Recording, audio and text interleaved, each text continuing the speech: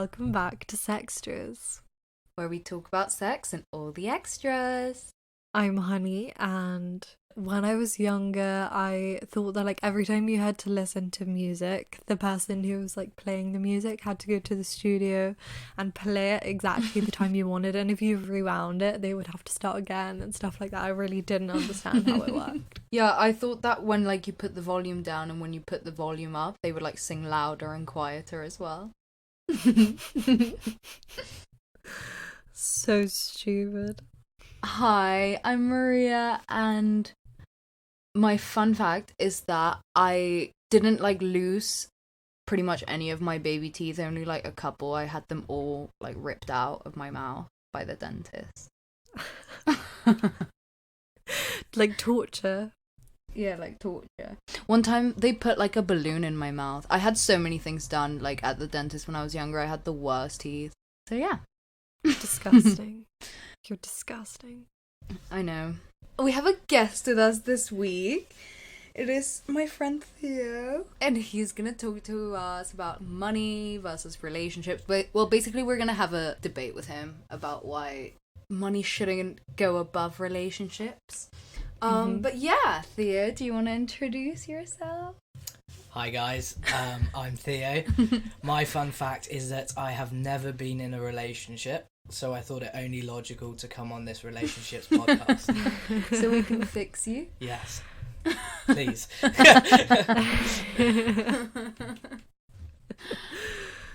Okay, well, we thought that we could start with a segment with some polls, sort of to like start discussing the topic a little bit. So we put on some polls on our Instagram regarding money versus love. And so the first one was money or love.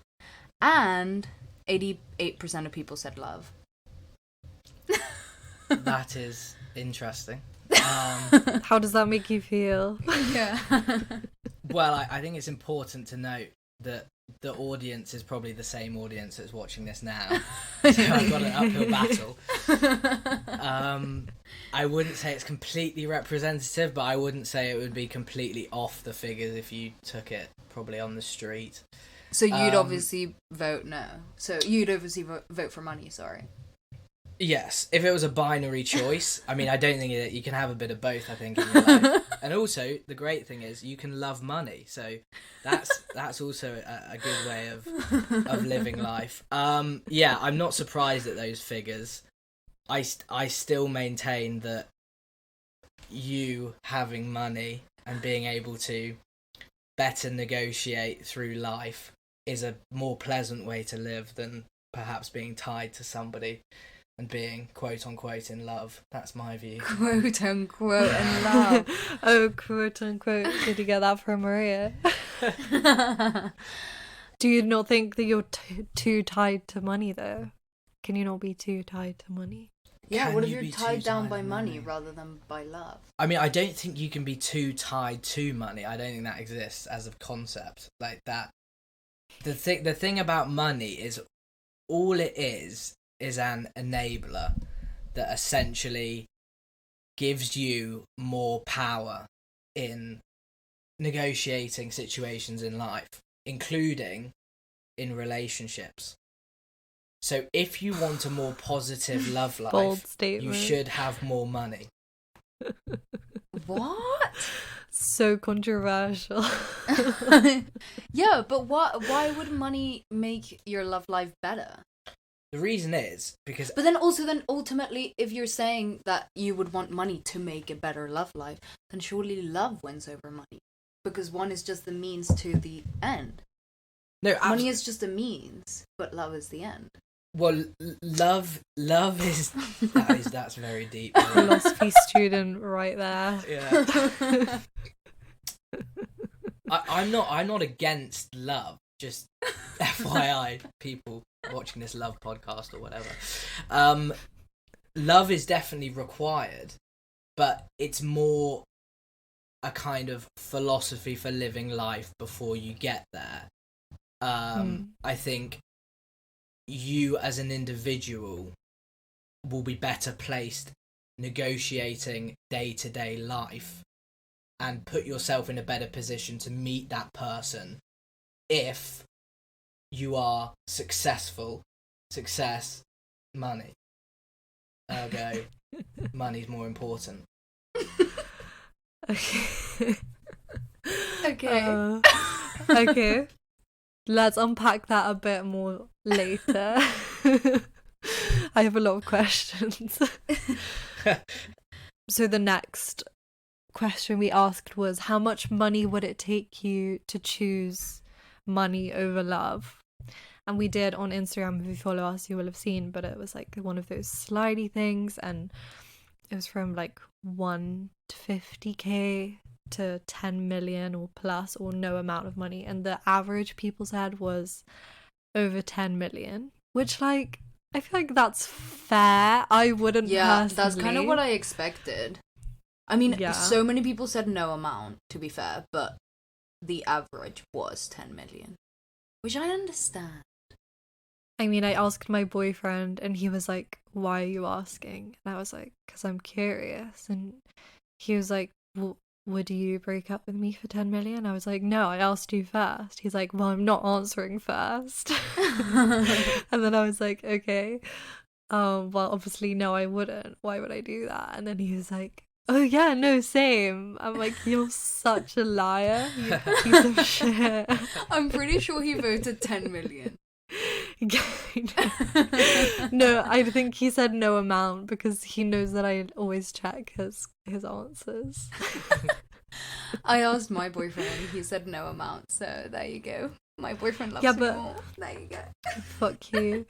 Yeah, but me and Maria were talking about this because we were saying, like, because I said 10 million's too much when we were talking about this at first, because I was like, I mean, who's gonna turn down 10 million? Not many people. 10 million. I just think that's unrealistic. So I was like, okay, fine, 5 million. But then 5 million is like the price of a house in London. So then we were like, what, you're gonna choose a house over a relationship? Is that what it comes down to? Exactly. No. So I don't know. I think Theo's like, yes. yeah.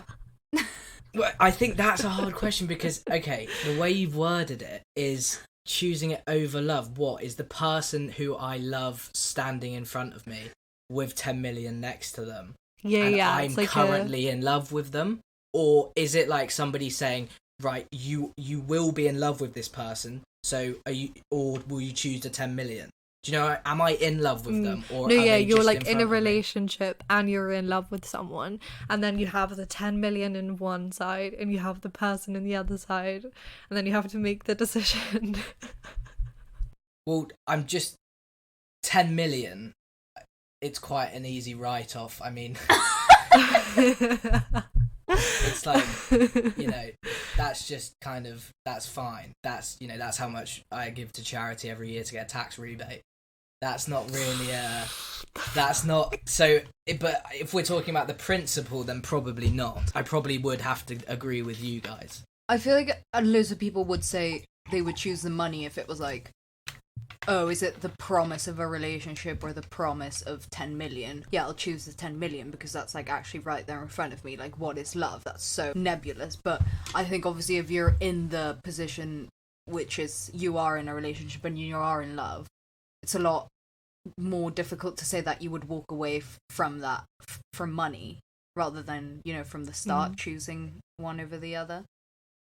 Yeah, I think it depends on like the stage you are in your life and like where you live as well. I think like we're from London, so we're like, okay, I mean, obviously I don't have 10 million. I'm never gonna have 10 million unless the situation actually happens in real life, but I'm not gonna break up with my boyfriend. But like, oh yeah, so like if you're from London, then 10 million, like it doesn't really sound like that much money if you think about it logically. But if you're from somewhere where like the houses aren't that expensive, like I don't fucking know where, Iowa or something, like you'd probably be like, yeah, 10 million, that's a fuck ton of money. Yeah. So I don't know. Anyway, let's move on. But okay, another question we asked was, does having money make you more attractive? This I have the biggest problem with. Okay, the answers were 69-31. So 69 to no, it doesn't make you more attractive, and you have a problem with that. Yeah, I mean, I don't believe it. I just, it's just incorrect, because, Well, it does make you more attractive. of course it makes you more attractive. It's like, Okay, it's so tell almost- us your logic then. Well, okay, I mean, if we're gonna go, like, biological here, I mean, on that level, it makes you more attractive, because you're gonna be looking for someone, firstly, which you have more in common with, a lot in common with, right? So just So from, like, a personal perspective, for me, for instance, they would have to have a lot of money. Secondly, Flex. secondly, you want, if you don't have a lot of money, for them to, provide for your offspring. That's biological. And if you do have a lot of money, you want your kids to grow up the same way you grew up. So either way there, it makes them more attractive. So firstly, biological is more attractive. Secondly, societal. People who have more money look more drip and therefore better. What if you want someone who's like super down to earth and like humble? What if you're into like the homeless aesthetic? Well, yeah, like the skinny boy, like the kind of guys I like that you always say look like homeless guys. Yeah, and who live in £10 million houses in Richmond. Yeah, true, probably. So true. So true. I think there's an important distinction to make between the guys you were into, who had quite a lot of money relative to the average person, and actually homeless people, because I'm not sure. Yeah, but as you're in gonna like be what going we're for a saying, homeless what we're person. saying is like the aesthetic of like looking like you have a lot of money is not necessarily that attractive to a lot of people. Like right now, it's really on trend to like look like homeless vibes, you know. But is it? Because you are still giving off. This is the thing, isn't it? Well, actually, if you see somebody walking down the street in Bristol, decked out in Stuzzy and Balenciaga and all that shite, then they are dripping. Okay, yeah. I mean, It's giving off the same thing in a different way, in a more acceptable way for Bristol, for instance. yeah. But okay, but other than like the way you can dress and whatever, Yeah. you think just the principle of having more money. Well, yeah, it's my personal belief. This is why I also think money over love as well. That essentially you are a more confident, more able person, character-wise, with money than without it, which makes you more attractive. Like, every situation I negotiate, which is what I was kind of talking about earlier, I negotiate with the utmost confidence and absolute belief that I'm making the right decision even when I'm not. That's attractive. Yeah, but I don't think that inherently comes with having money. Like there's a lot of wealthy people that aren't like that, and there's a lot of non-wealthy people that are also very confident in every decision they make. I agree, but there's a correlation between wealth and confidence. I don't get how that can be inherent in the money. Like what you could, because there can still be like rich people that are super, like you never have enough. It's kind of like the whole plastic surgery thing. The more plastic surgery you get, like you get one thing, you notice more problems, so then you keep trying to fix it, and it's like a never-ending cycle of like trying to fix problems and trying to make yourself appear this way, but you're never actually gonna get that, because it's not just, you can't just keep throwing money at problems and think it's just going to go away. Like you have to work on yourself as well. So like, yeah, you can use money to get there, but that doesn't mean it like naturally makes you have more confidence just because you have it, you know? Like you have to have a mixture of self-worth and the money as well. I agree. I don't think, I think it's a good point. It's not conclusive. What I'm not saying is if you have a lot of money, you are confident, and if you don't, you're not. But what I am saying is from a personal perspective and from a lot of other people I know who are young with quite a lot of money.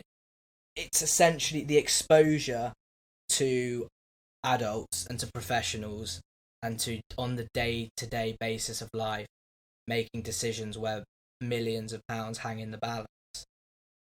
It makes you more confident and self-assured of your decision making, which isn't what you are getting if you don't have that kind of resources behind you. Equally, though, you're right, you're not getting it when you're going for these people who have the homeless aesthetic, I think you called it. Never heard of that before, but those types of people are not what I am speaking about, because they have been given everything. They don't earn anything, they don't add any value. And that's an important distinction to make as well. What if you have loads of money but you're just an asshole and you're like arrogant because you think you're the shit? I feel like that's a personal attack. No, it's just a hypothetical question. I don't know you well enough to comment on your character. I think there's a definite danger. There's a definite danger because most people in society overvalue what money can add to one's life. It very much depends on what you do with your money, how much value you can add to your existence. It's nothing to do with you just having the money in the bank. It's what you do with it and how you live your life because of it. So it's a much more nuanced point. But I do agree with you. There is a definite danger of becoming incredibly arrogant. Also because you are naturally set apart from a large cross-section of society when you have a lot of money. Because you have a lot of money. So you're naturally in the top 1% or 0.1% worldwide. And that is a bad thing because you lose touch quite easily. So you have to make a conscious effort to keep in touch with people who aren't so with well the off. commoners. Yeah, exactly. The peasants. Walk with kings but have the common touch. As my friend once said to me. Yeah. Well, just to go back to the... Sorry, not to interrupt the tangent, but I do agree that like 69% seems a bit low. Because I did vote no, but now that I'm thinking about it, like, it's not really the sole reason that someone would be attracted. Actually, no, I still would vote no. It doesn't really change anything. You think the no percentage is too high? Like, more people should have said yes?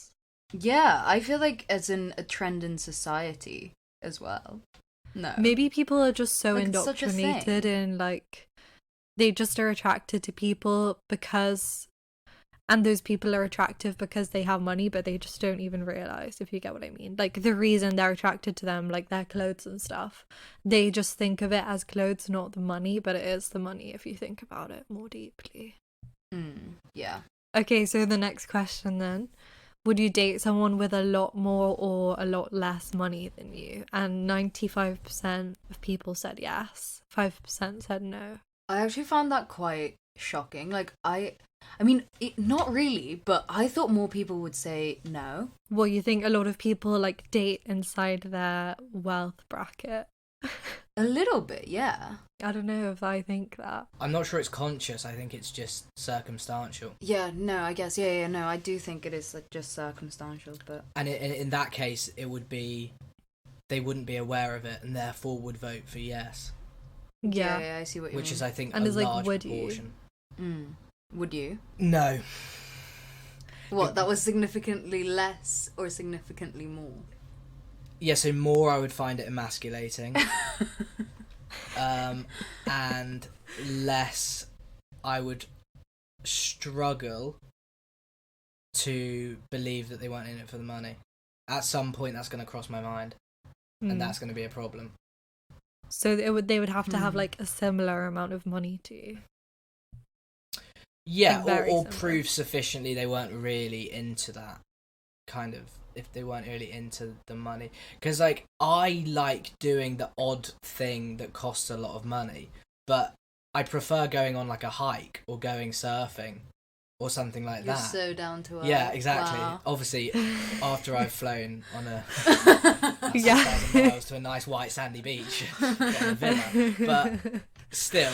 So what I would want is someone also to do that with me, which means they would need to have an amount of money that would allow them to do that, but also not be completely obsessed with money. I'm the one who's obsessed with money. She doesn't need to be. Yeah. Yeah, So but I then think- what would it take for them to prove to you that they're not in it for the money? Well, the thing is, I've been duped so many. I can't read people, so actually, I'm 100% going to be taken for my money on numerous occasions throughout my life, and I've just come to terms with that fact. That's fine. I don't know. They'd have to just actually enjoy the things I enjoy and make that clear to me. But I mean, they could easily act, and I could be like, oh right, brilliant, Yeah. just got taken for 50 million, fantastic. But I was listening to a podcast, and it's like a sex and relationship podcast, and this is actually like something I've heard. Maybe it's just an American. No, it's definitely not an American thing, because like you hear it all the time. It's like girls just like, if the guy isn't rich, or like if the guy doesn't pay for nice dinners and all of that kind of shit, like it's just like a no-go or a red flag. And they say it's so like, it's said so openly and freely, and I just feel like I wouldn't, like, I don't think know. that, but I don't think even if I did think that, I would just be like saying it to the world. Like, I don't. No, but I hear it all the time. And Yeah, I've had that too. It's so fucked up. would you date someone with a lot more money or a lot less money than you? Yeah, I guess so. But this is what I'm thinking is like, I don't really have a lot of money. Like, I don't know. I've dated or slept with a few people where they have been really weird about the fact that like I went to private school, or like the fact that my family pay for stuff for me sometimes. And I feel like it crops up so much, and it makes so many situations uncomfortable where it's like, I don't know if I want to be in that situation. Like, I'm not here judging anyone for not going to private school. Like, great. I literally couldn't care less if you didn't go to private school. I went to a state school for primary school. But, like, yeah, I'm not openly, like, here or non-openly here judging people because they went to state schools. So, like, why are they judging me? I do get there are inequalities in society, but, like, I think it's just anger aimed in the wrong direction. And like, would I date someone with more money than me? Yeah, but I don't think I'd date them because, like, just because they have more money than me. Yeah, same. I mean, I would date someone that had more money than me or less money than me. I really don't think I would ever really care. I don't think I could date someone that really cared about money, though. Because I don't understand it. So I just don't think, I don't know, I don't think we would work. But yeah, that's my thoughts. The last question we put was, do you and your partner ever argue about money?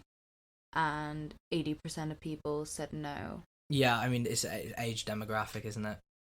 Yeah, I mean, I There's don't think not- there's like money to fight about when you're this young. Yeah. Unless you're a freak like you. Thank you, mate. No, 80% know that those will be reversed probably in 2 or 3 years' time, maximum. I think my I don't boyfriend see said myself yes. ever arguing with like, someone about money. Unless, obviously, I guess if we share it. If you're in any kind of serious They'll argue with me relationship, about money. yeah. Like, I don't think I'll have a problem. But the thing is, there's no way in which you won't argue, because like one of you has to care about the finances, Yeah, or you both. Or if you both care. That or would if be you good. both care. So either way, you're arguing. Yeah, you need somebody who's actively looking after it, though. Like, your money needs to be working for you in some way. You know, if your money's just sitting in the bank account, you're going to be living a very average life, and therefore I foresee so many arguments. Yeah, for sure.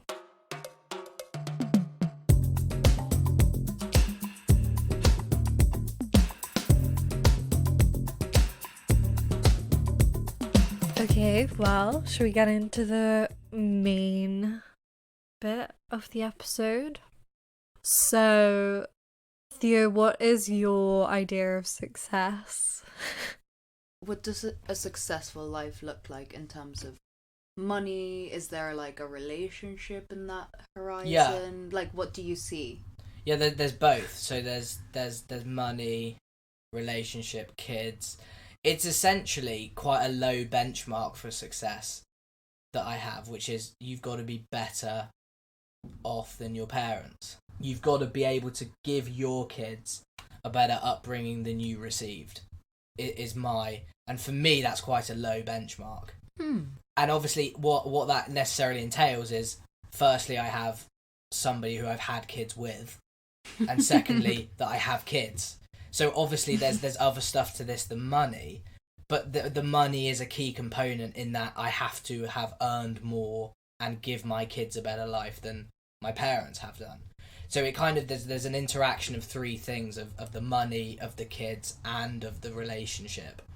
My point of contention is just with what order those need to come in. And I don't believe relationships need to be had until, 28 or over. That's so extreme. No, I really do. I think any relationship before But then you don't develop any any of the skills that you need to be in a successful relationship, I think. And you don't have that experience of falling in love and getting your heart broken and all of that shit until you're, I guess it's not like you can never have it. That's true. I mean, I guess, yeah, it's not like you can never have it, but I feel like to put it on the back burner for so long, for 28 years, that's a lot. But you have all your life to make money. You have all your life to be in a relationship, because once you're in it for life, because it's the relationship. So do you think that you're just going to meet someone when you're 28, or you're going to start looking okay, so when you get to 28, you're just going to date one person and that's going to be it, or that's when you're going to start dating? No. I don't want the audience to think I'm some kind of eunuch. Like I've had things. Abstinence until 28. Yeah, literally. I'm still a virgin. No, it's what I'm saying. I've fallen into things in the past, and I'm definitely not against a worldie walking through the door tomorrow and sweeping me off my feet. I'll be like, fair play, I'll wife this girl. But that could easily happen. But what I'm kind of talking about is the necessity for it. Right now, I have a burning desire to accumulate as much money as possible, as quickly as possible. And I just don't have that same desire for a relationship. Yeah, but realistically, okay, yeah, fair enough. That I don't think everyone has to want a relationship when they're in their 20s. I don't think there's anything wrong with you for not wanting that. But at the same time, don't you think there have been instances in the past or whatever where something's come your way in terms of a relationship opportunity, or someone that you might really like, or that kind of thing, and I want to understand why you would say no to that and prioritize working really hard now and not having those relationships and stopping yourself from that. Do you not think you're gonna suffer from that later on? Are you not gonna regret it? Which one's more worth it, really? Well, I mean, there's a few questions there. Why am I doing it? There's a few reasons why. One is I'm not the person I'm gonna be in 3 months' time, let alone a few years' time. The nature of my progression personally, because of how I live my life, is probably more exponential than most. So if I meet a girl now who falls in love with Theo today, he's a very different guy to the guy who's going to be walking around as Theo in 6 months' time. By that logic, then by 28, you can turn around and look at the last 10 years of your life and be like, fuck, why the fuck did I not date that's what I mean. People in these 10 years? Aren't you scared that you're going to look back and be like, oh yeah, I have all this money, but for what? Oh, what about that girl? I shouldn't have let that go so easily, or oh, I wish I would have fallen in love and known what that's like, and been loved back. Well, I would say there hasn't been a situation that's come into my life that I haven't gone into it open into a relationship. It's not for lack of, putting myself into these things that I haven't had a relationship. It's very much a lack of something just hasn't clicked every time. So, like, I'm not saying that I completely... What I have as an ideal principle of 28 is not something I implement in my life to 100%. It's something I'm striving to do, but it's definitely a fact of, like, if some cute Asian chick comes in the door, I'm going to be like, vibes, wife this girl, 9 times out of 10, right? That's happened. That's been done. But just from my experience, it doesn't click. And I suspect it doesn't click because, without getting too deep, I'm not quite happy where I am compared to where I want to be. So when I speak about I'm not the Theo I'm going to be in 6 months, I'm not just talking about when she falls in love with me, I'm not going to be the same guy. I'm also talking about, like, I'm going to be way more confident, would you believe it, in 6 months' time than I will be now, because I will be further along the road of where I want to get to. So my opportunity for meeting the right girl increases as I go on. Okay, but fair enough. I get what you're saying. I kind of rate, like, wanting to be the best version of yourself before you, like, really meet someone and, like, get into that, whatever. Like, I really support that. But as you've been saying, like, okay, in 6 months' time, you're gonna be more confident. You're gonna be that more successful, like, blah blah blah blah blah blah. But what if you just keep pushing that forever? Like, you're gonna be like always 6 months from now, you're gonna be better.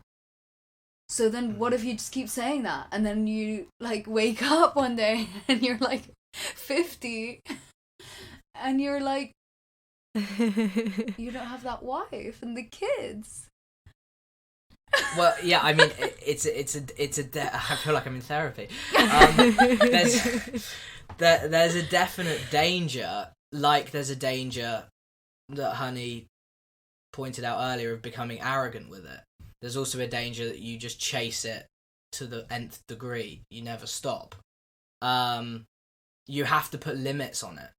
Like, my mindset is healthy in moderation. But if I let myself run rampant, you're right, I wouldn't achieve half of the stuff I want to achieve outside of being successful with money. Mm-hmm. It's about tempering yourself at certain points. And that's kind of what I'm talking about. When a worldie walks through the door, I'll be like, hold on, I am 21, or I am 22, or I am 23. I can probably just see where this goes. Mm-hmm. This won't massively impact. But it will impact. My trajectory won't be as exponential with a girl involved. And that's where I think we differ. It's just so funny how you're describing it, because it's like the relationship is the economy in your mind, but that's just not how it works. Like, okay, so what happens then if... Because a lot of people really enjoy relationships, because a big part of relationships is you kind of grow with the person and they get to kind of develop with you. So if you're constantly developing and, like, constantly growing, which most people are regardless of whether they're getting more money, do you not think you can do that at the same time? Like, do you just see the relationship as completely hindering your ability to grow as a person and, like, to earn money? Is it kind of just like a ceiling, and then you're going and going, and then relationship comes and then it just, like, tops it, and then that's it, no more growth, no more money ever? Well, like, firstly, you're totally right. I measure success on year growth, which is what we measure success in the economy on. So it's probably not the healthiest way to do it, but that's how I do it. Yeah, to your point. No, I don't see it as a glass ceiling. Yes, I do see it as a change in trajectory. I think I think it would be unrealistic for me to say that I can do what I do on a day-to-day basis now if there was a girl involved. To give an example, I was actually messaging a girl last night, got quite into the conversation, went to bed at 11:30 rather than 9:30, which is my usual grandpa time to go to bed. And then I didn't wake up at 5 a.m. this morning and go to the gym. I missed it. I woke up like 8 a.m. and felt pretty rough and was like, oh God, and was way less productive for the whole morning period. And so for me personally, that's impacted just a couple hours conversation at night has really impacted the next day in quite a monumental way. I just feel like it comes completely down to priorities, because like if that happened to me, the exact same thing, I would just be like, oh, like what a great conversation, like I really like this person, like oh my god, that was so much fun, like I'm so glad we did that, or whatever. I wouldn't wake up feeling like the next day being like, oh, I feel like shit, or I'd be like, oh yeah, I'm so tired because I stayed up waiting, like I stayed up talking to that person. Like, to me, it's something that's adding so much more to my life than taking away. And I think that's just, like, we just don't... Yeah, it's just about priorities. Like, to you, it isn't. It wouldn't be, like... Whereas for me, it is. For you, it's taking away from time in the day that you can be productive and, like, get on with your shit. And it's just not something that you want to be prioritizing your time on. Whereas... I feel like people that are in relationships probably do, because then that's why we are in relationships. Yeah. Well, I'd like to ask you both a question. Yeah. Yeah. Well, actually, I know kind of Maria's answer, but I'm going to ask her for the sake of the podcast anyway. How many times have you been truly single, and what proportion of your sexual life has that been, if you had to put a percentage on it? Like truly single, as Truly in single, I can sleep as in with whoever I want. You could sleep with whoever you want, and you didn't like anyone. You were truly single in the sense of you didn't have a hang up on someone. Okay. Oh wow. 0%. 0%. No, not 0%. I've ever known I'd say Maria like to not I'm gonna be say hung maybe up on 20%. someone. No, not hung up. Like I always have crushes, Yeah. but like hung up. I'd say maybe like 20% of the time I've been having sex, pretty much. It's a low figure, honey. In the time I've been having sex, I'm trying to do the maths. Hold on. That I haven't, probably like 30 to 40%. Okay, well, the point is if you have this thing of, you know, one to the next, like there's a void that needs to be filled by liking someone, right? Mm-hmm. Which is very, very common, right? That is essentially, the way I would describe it to you is that for me is money. So it's just, whereas with yours, it's, so 60% of her time has been, in Honey's time, has been with people. And 80% of yours, we're not with, or you like them, whatever. Yeah, okay. That's how much time, probably around 80% for me, I spend a day obsessing over earning more money. So that's how I'd make you think. Yeah, but that's of not my true, situation. because you also get like obsessed with people. But you push it away and put money in front of it. Whereas I will just like go after the people. You're immune. I'm not saying I'm immune from this curse. But I think there is an important point to be made, in the sense of, if I wanted to get somebody to understand my view, whether it's healthy or not, and I push it away, which I agree with you, I do, and it's bad, but that's how I would say to somebody who's kind of into relationships and into liking people and doing all of that kind of thing, replace that with just a desire to earn money, and you get a kind of idea of what I'm talking about. Okay. So what do you think of people who spend like their whole lives looking for the one and like chasing the one, because that's kind of the equivalent of what you're saying you do. Like, because what me and Maria are saying is, or like what we have done, is not like we're always looking for the one, but like we are relatively young, we're like 20, so that percentage is probably going to decrease like as the years go on, you know, like the amount of time we've been single, and we haven't been chasing people in that time. So like, do you think the amount of time you're gonna obsess over money is gonna go down in the future? As far as history's gone, if I'm looking at historical precedent, the more I get, the more I want. So probably not, which is worrying, but that's a conversation for another day. I would say the problem I have with people who would be looking for the one for their entire life is a deeper kind of problem, which is like, well, why don't you feel okay alone? That's the problem I have with spending large proportions of your time looking for something, or even kind of being really kind of even minorly actively looking, being passive to it. You know, if somebody walks into your life in the way that I am, I think is the healthiest way to do it. Because actively looking, what are you trying to fulfill? What void are you trying to fill here? Yeah, but it's not like I've been actively looking. Like, people just fall into my life and then I fall in love with them. You actively looked for your boyfriend in quite a big way. Are you kidding me? Oh, okay, no. Okay, obviously when I liked him, I obviously chased him. But, like, I wasn't looking for a relationship. What happened is I met someone and, like, wanted to be with them more than I didn't want to be with them. It's not that I was looking for someone to be with. No. I just met him and then decided I wanted to be with him. And I'm not chasing.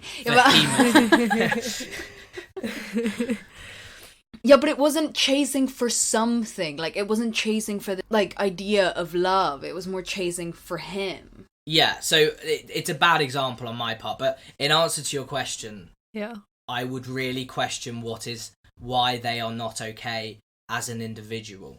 And really, if they aren't okay just as an individual, they really ought not to be looking for someone else to fill that gap. They really ought to fill it themselves. Yeah, but I believe in, like, true love and, like, the one. As do I. And you do? I thought you didn't. No, I do. Oh, you believe in the one? I believe in as much as the a 1 person billion. who understands statistics can believe in one. Like, there are many ones. Yeah, that's what I think too. But there is a one, yes. Yeah, I think that too. I think there's of many ones. But so you wouldn't choose, like, meeting that one, like, one of those really special the ones people? Like, I would choose that over any money.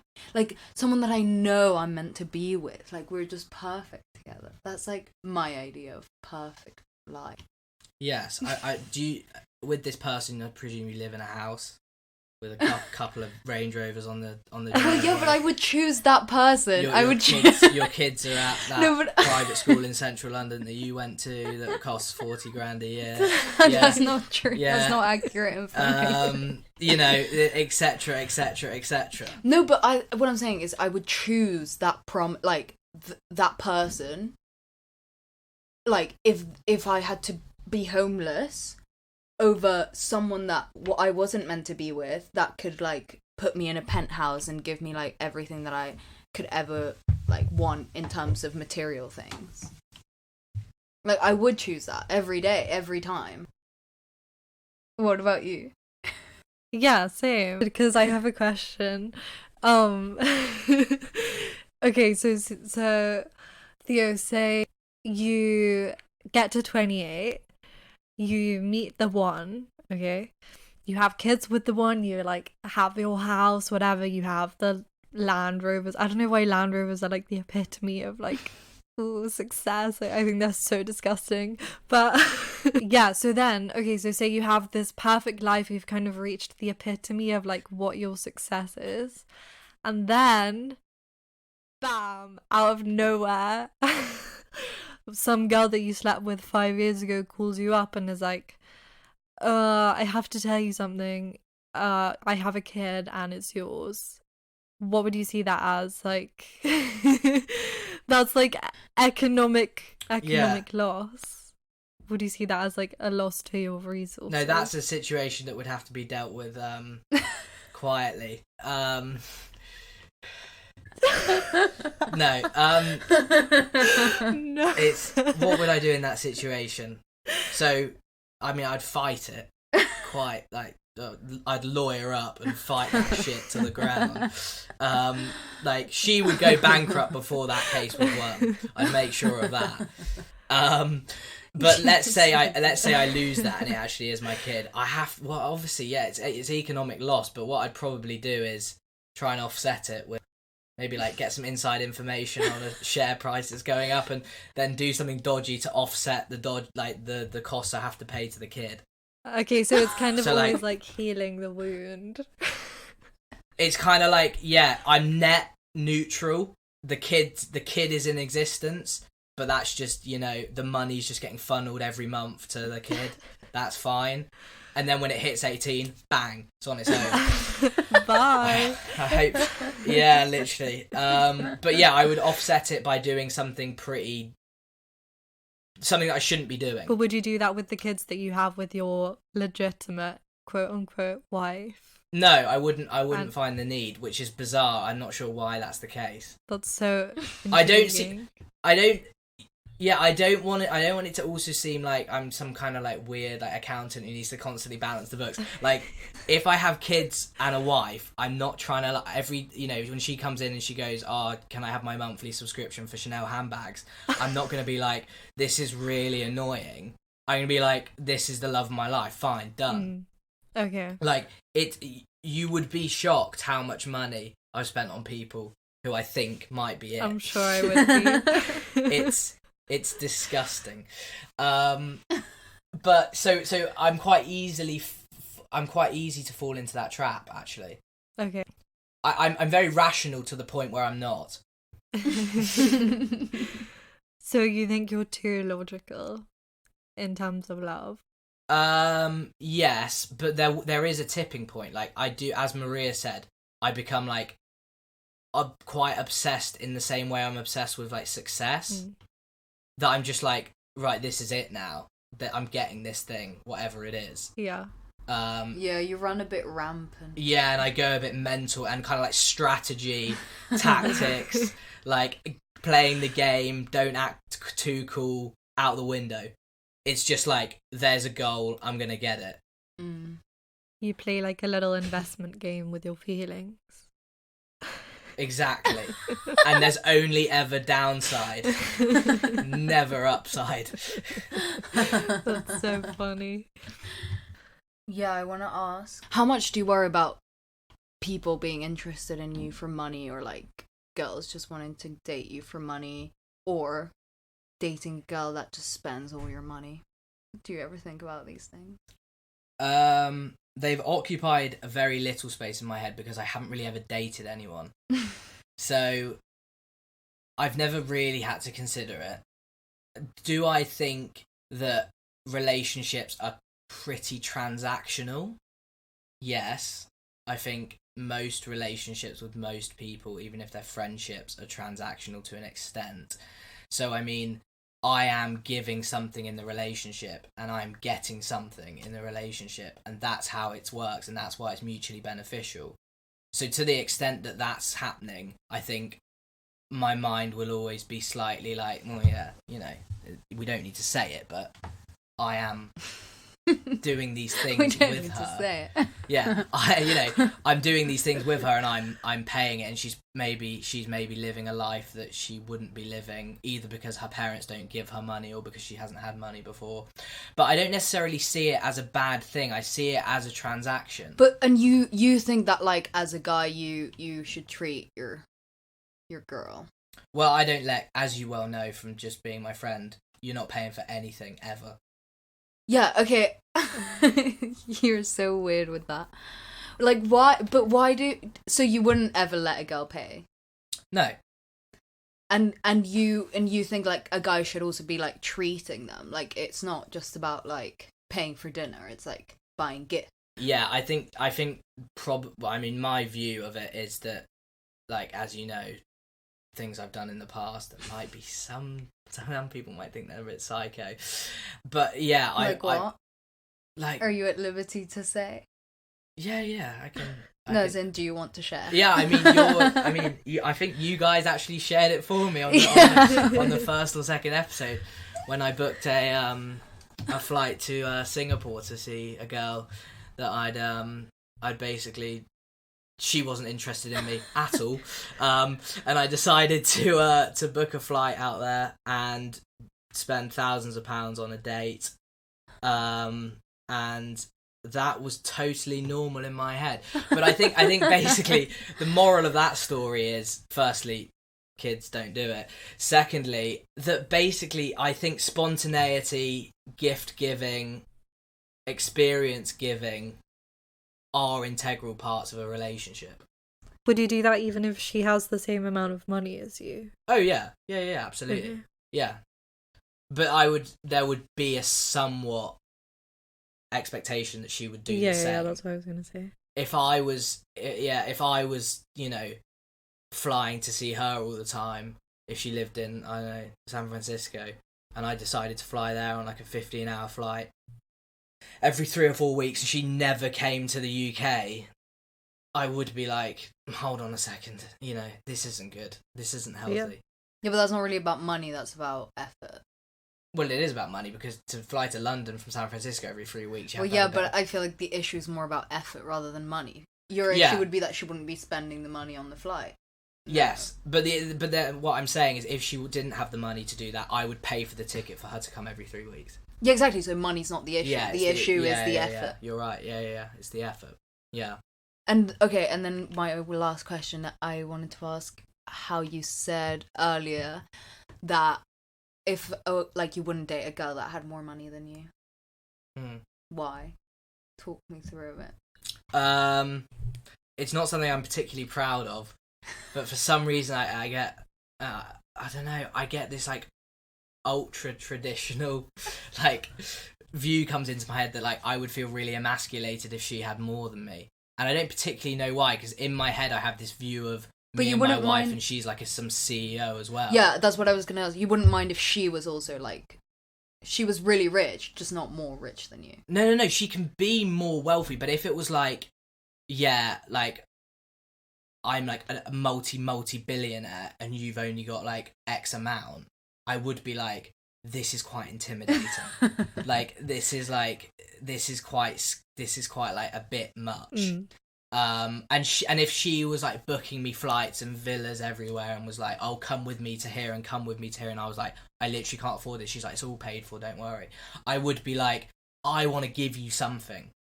And so it's kind of like, firstly, I have this weird ultra traditional thing with this, which is like, I'm emasculated by it, which I recognise is really weird, but like there are other points to it as well, which are like, I'm not sort of sure logistically in my head how that's going to work, because I want to give as much as I get.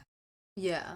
And if it's such a discrepancy, I can't. But then wouldn't the other way round, it would be such a, like, it would be you giving, like, all the time. Yeah, but you think that's fine? Well, no. The emasculating thing is kind of like, because I think, like, also as a guy, you have a bigger onus to kind of act gentlemanly and chivalrous and do all of the things that I think you should do. Not that you must do, because some guys can't, but that you should if you can, and I can. So I think you've got a kind of obligation too, is the point. Do most guys think that, like, they should pay and stuff? Or do you think that you're in the minority? Or do you think that, like, most guys feel that pressure that, like, I have to be the provider, like, I have to be giving and, like, provide for her and, like, that shit? Yeah, I think you'd be hard pressed deep down in a guy's head to find a guy who felt comfortable not paying. If you went real deep into that. What do you mean? Like, when it's your boyfriend? No. Yeah, I would happily take turns into the relationship, but I'm not gonna you know, I'm not gonna But let at the her pay start, for the first 6 months, probably, or 3 to 6 months. But the point there is a different one, which is like, well, if I'm paying, then she basically is somewhat in this transaction, as I was talking about earlier. but that's so like, so what? Okay, what does that mean in this transaction? In this transaction, I am giving her an experience, meal and wise, she is giving you and sex. she's giving me head. No. No, but you know, she's someone to spend it with. Aww. Yeah, so it's not actually that. Look at you, you're But- such a romantic. No, because I'm not doing that. So let's just get that straight right now. It's more like transactional. So when you look at it as a transaction, it's not so bad. And that's how I look at most things. Yeah, but okay, no, I don't think it's bad. I don't think anyone should be expecting anyone to pay. I also feel like guys shouldn't feel pressured to pay, and I feel like that's a bit fucked up. But I mean, like, if you want to buy me dinner and buy me things, yes, please. Yeah, I'm not gonna complain. Yeah, but do you think if she like openly expected you to pay and was like always talking like what about if it like, was? oh, you're yeah. gonna pay, oh, buy me this, yeah. buy So this, that's would not. that make you feel I recently uncomfortable? kind of dated a girl. This like TikTok girl. She was like a famous TikTok person, and you know, very, as you can imagine, just like ridiculously like made me kind of look like a hippie. She was that materialistic, and so I hope she doesn't watch this fucking podcast. And basically, so she was like refused to get on the tube with me, like only Uber execs for her. And I was just, and she was like, at dinner, she was like, oh, I only have Bollinger champagne or above, Moët shit, like all of this. Wow. And it was just, for me, it was just done from the first, you know, I was like, well, this is done, because you're not even, it's ridiculous. So it's a massive turn off, yeah, when they just expect things. That's immediately a turn off for me. As I said at the start, I need a girl who actually gets enjoyment out of just going on like a hike. Not, you know, like just drinking shit tons of Bollinger at the top of the gherkin. Like, what the fuck? Like that's their whole personality. Literally, her whole personality was that, yeah. Oh no, gross. Yeah, I think to sum up, I think it's just priorities. You just don't see dating as one, and I just don't see money as one. And that's what it comes down to, priorities. I would agree with you. And if you've got a healthy mindset, but you prefer relationships, and you've got a healthy mindset and you prefer money, then the only important thing there is the healthy mindset. Yeah. Not what your priority is. And at the end of the day, you do want love. It's not just money. Yes. Cool. Anything you want to add, hun? I mean, I'd be interested to talk to people from like different backgrounds about this as well, and like different brackets of wealth. Like, I want to know if there are people who aren't like making as much money as Theo who have the same like mindset about money and about like trajectory kind of thing. Yeah. Because I'm thinking like maybe it is just one of those, like you were saying, the more you get, the more you want. So maybe it is just a constant reaffirming cycle. But maybe if you're not already on that cycle, that doesn't exist. So if there's anyone out there who's not on the cycle and you think the same thing, I want to talk to you about it. Yeah, and I can help you get on that cycle as well, just to, if you're interested. But thank you so much, Theo, for coming on and sharing your perspective. Yes, thank you. No, thank you. I hope we didn't interrogate you too much. Yeah, I'm sorry if you felt judged. Did you feel judged? I did not feel judged. It's a very welcome and pleasant space you've created on this podcast. If I could invest, I would. You should invest. Yeah, I don't know. I'll see your financials before we decide to do that. We're on a good trajectory, you know. It would be worth your time. Yeah. No, I'm joking. Maybe you can come on like another time and give us like business advice, you know. I'd be more than willing, yeah. Absolutely, yeah. I mean, I think it's going to be a longer episode than an hour if I'm giving you fucking business advice. But... Fuck you. Okay, well, thank you guys for listening. Yes, and thank you so much, Theo. And Thank you. if you guys want to follow us, you can find us on Instagram at Sextras Podcast. You can email us at sextraspodcast@gmail.com. Please leave us a review, rate us, share the podcast. Subscribe. Tell us if you know anyone who has any amazing stories. And yeah, we'll see you next Tuesday. Bye. Can you say bye? Bye. Thanks. Why are you so obsessed with talking about sex? And he was like, sex.